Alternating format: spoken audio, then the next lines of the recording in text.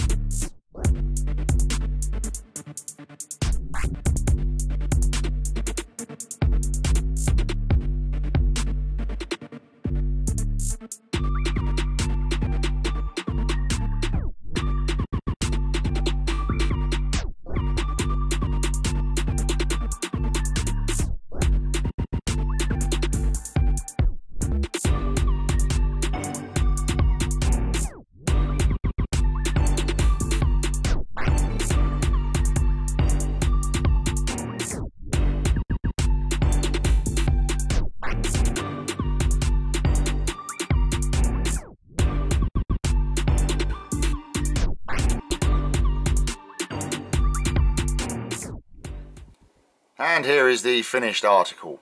A little bit of an improvement over the last one he did, but obviously he's got a lot more experience now, and we've got better equipment. So yeah, it's not perfect. To be honest, it was quite a difficult model to make. Airfix do one of these. I'm tempted to get one and see what the Airfix one is like. But yeah, it's come out fairly nicely. I'm quite pleased with how it's come out. Are you pleased with it?